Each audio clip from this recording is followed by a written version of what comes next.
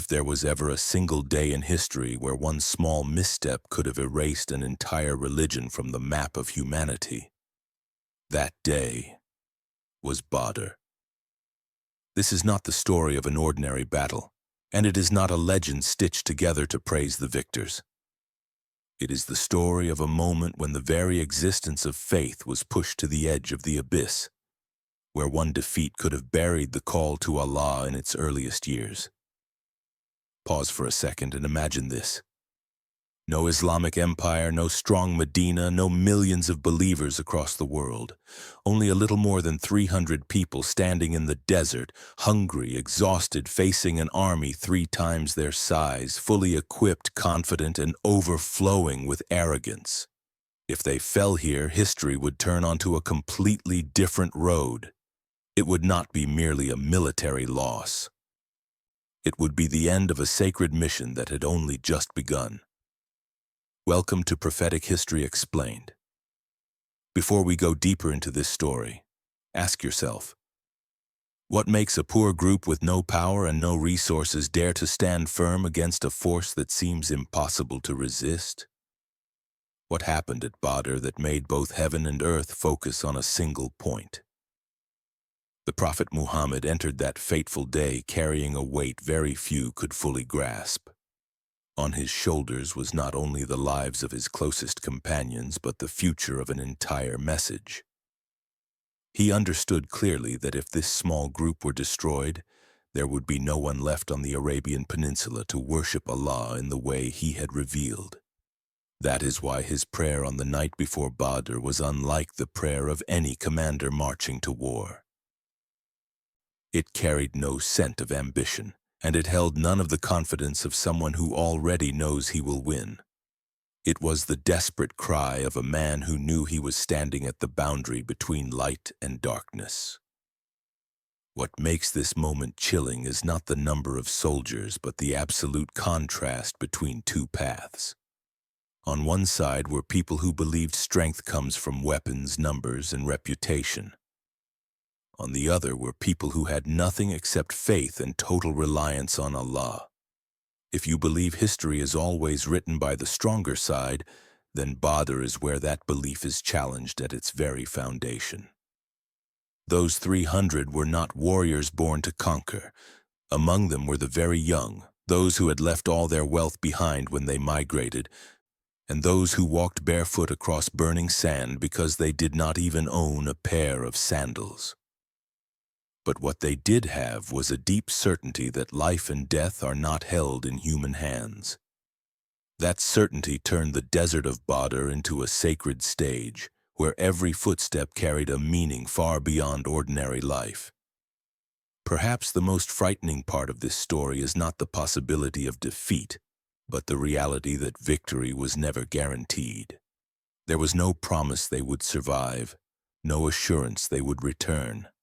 All they had was the belief that if they rose for justice, then whatever the outcome, it was within the decree of Allah. And it is in that uncertainty that the full value of Badr is revealed. If you have been listening and feel a heaviness in your chest, that is the emotion Badr carries. Because this is not a story you hear and forget. It forces you to examine yourself. When life places us before overwhelming trials, where do we put our trust? Our own strength, or the one who controls every outcome?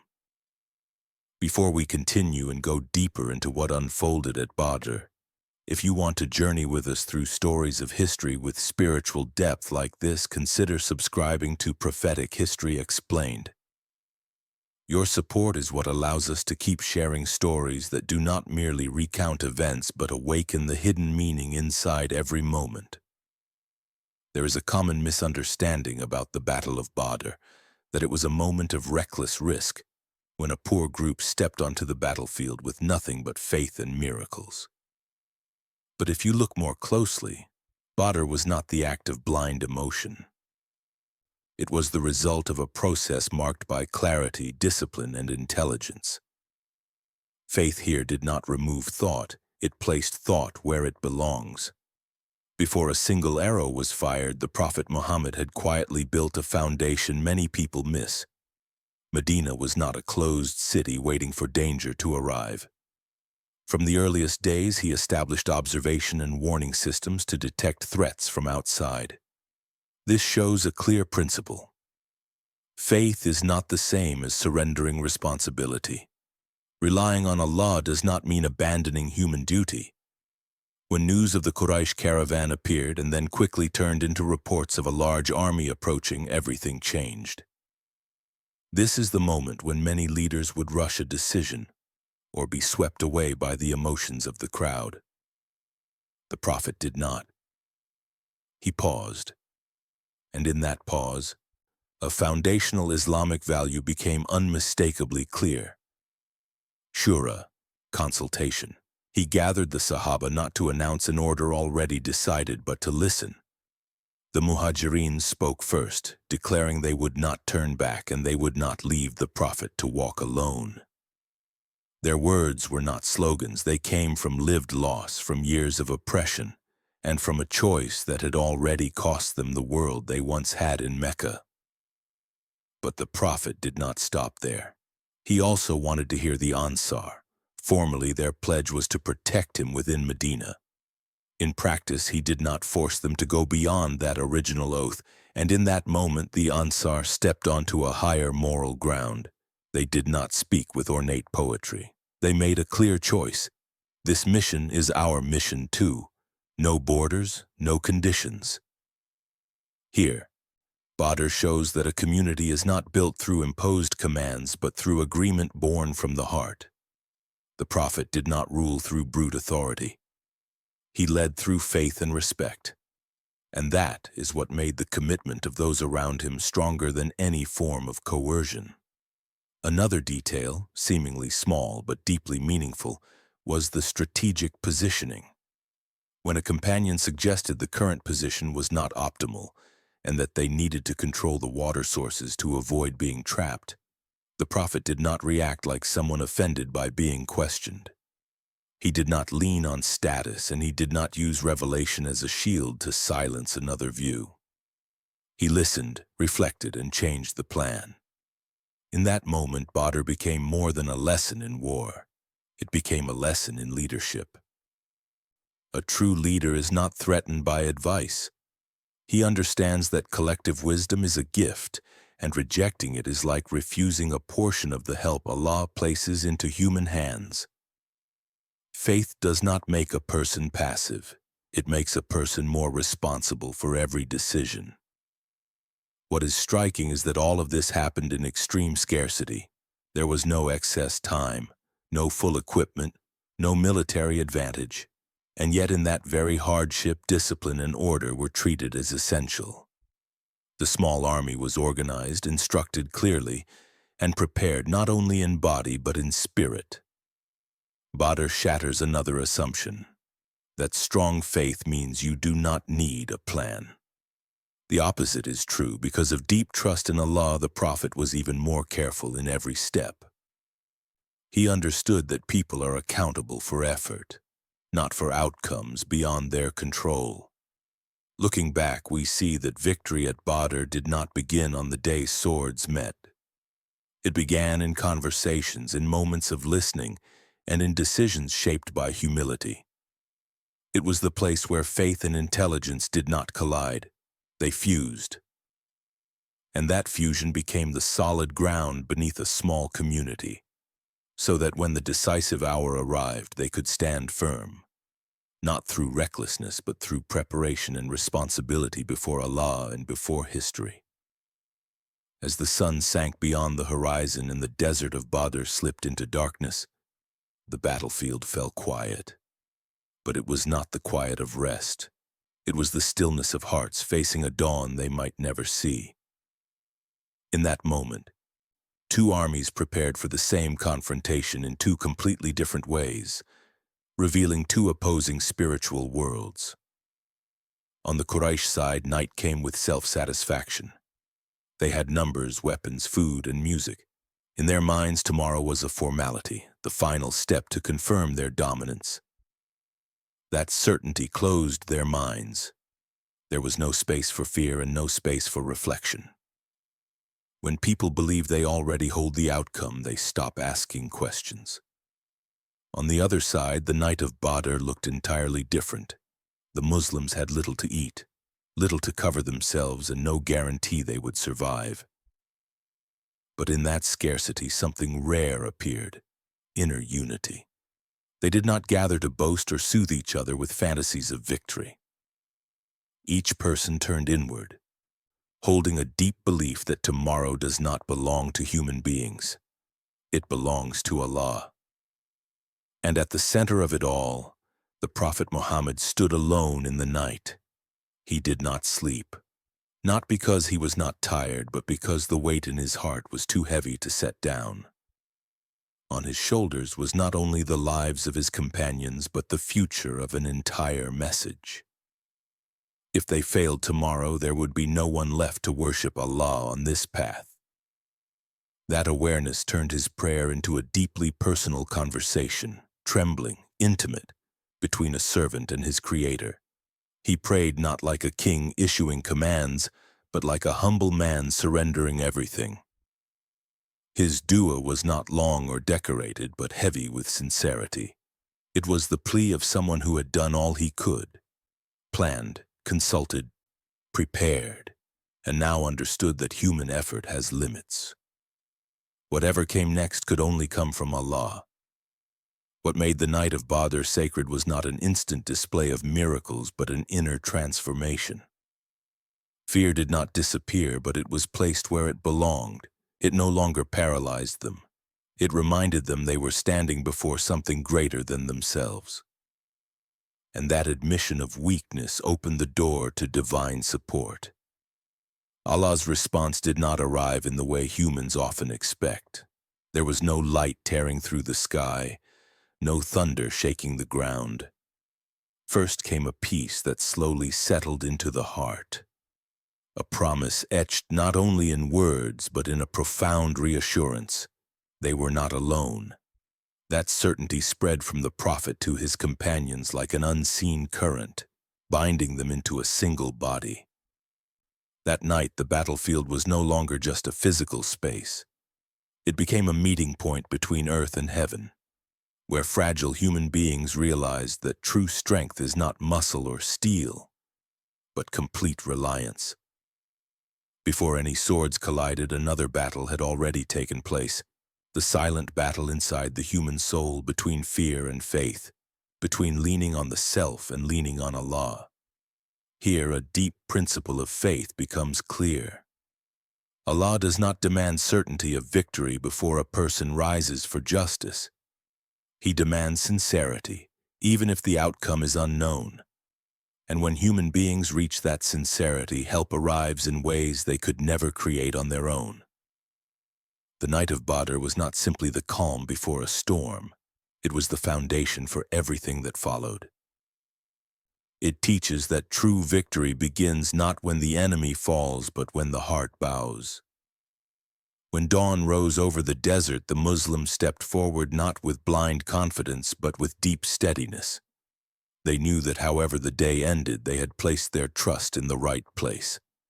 And that is why when history speaks of Badr, it does not only speak of a battle, it speaks of a night when human beings recognized their limits, and within that recognition were strengthened to face what seemed impossible. As dawn crept over the desert of Badr, the air grew heavy, as if even the earth was holding its breath. This was no longer the moment for preparation or promises. This was the hour when everything spoken in the darkness had to step into the light, and the first thing that shaped the day was not swords or spears. It was water. In the desert, water does not only sustain life, it controls the heartbeat of war. When the Muslims reached the wells of Badr, a strategic decision was adjusted at the last moment, not from hesitation but from wisdom. The formation moved forward to control the water sources, reservoirs were prepared, and the enemy was pushed into a weaker position. In that choice, the Muslims were not seeking an advantage to boast. They were seeking to reduce harm to themselves. This was strategy born not from bloodlust, but from responsibility for every life. The Quraysh entered like people who believed victory was already written. They were larger, stronger, and used to forcing their will through violence. But that confidence made them blind to warning signs. They could not see that this battle was not only on the ground, it was also in the depths of the spirit. One side entered with takbir, a reminder that power does not belong to human beings. The other entered with drums, shouting, and the belief that numbers are truth. By Arab custom, the battle opened with single combat. 3 Quraysh leaders stepped forward carrying their lineage and pride like armor. 3 men from the Muslims stepped out to meet them. The clash was quick, brutal, and full of symbolism. When one of the Muslims fell with a fatal wound, he did not ask about his pain.